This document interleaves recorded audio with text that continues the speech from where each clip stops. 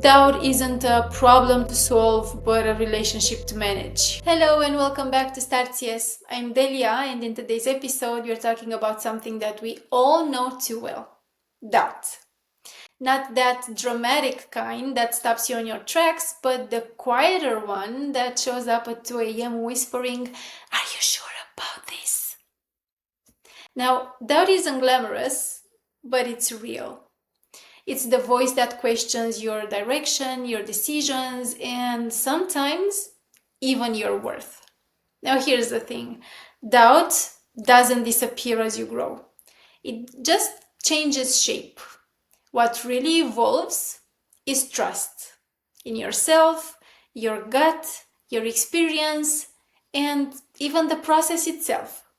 And that's exactly what we will unpack today. Not how to silence doubt, but how to balance it with trust.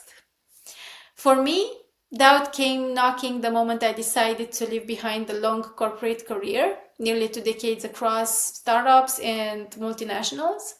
I had enough experience, I had the connections and an awesome resume, but the day I said I'm doing this on my own, well, all that certainty seemed to vanish.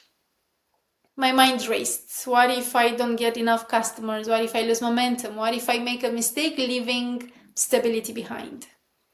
And after long introspection sessions, I realized that doubt isn't the opposite of confidence. It just requires evidence. So I looked at it as my brain's way of saying, "Show me I can trust you." Entrepreneurship is really a constant negotiation between doubt and trust. Doubt asks, "Are you ready? Is this the right move? What if it doesn't work?" While trust replies, "Let's try and learn. You figured things out before, you'll do it again." Progress does not require certainty. The goal is not to eliminate doubt. It is to teach it how to coexist with trust. I like to think of doubt as a mirror. It reflects where my trust still needs to grow. Sometimes it can be self-trust, sometimes it's trust in my opportunities, my timing, or my ability to puzzle things together, or just adapt. And I've also seen this in customer success. When a client doubts your product, your process, or your promise, it's not rejection. It's a request for reassurance. They're actually saying, "Can I trust you?"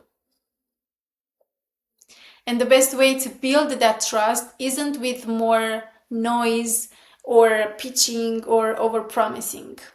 It's through the 3 C's: clarity, consistency, and care. The same principle applies to ourselves. When you as a founder doubt your own path, what you really need is evidence that you can rely on yourself. And that evidence is built in small, repeatable actions, showing up, learning, refining, and honoring your word to yourself. Do what you say you'll do when you say you'll do it. So, what if doubt isn't a problem to solve, but a relationship to manage? Doubt can keep you grounded. It makes you double check your data, test assumptions, seek positive, constructive feedback. But neglected doubt turns into self-sabotage. The art of entrepreneurship is knowing when doubt is giving you useful information and when it is just noise. Trust is not built by ignoring doubt, but by responding to it with facts.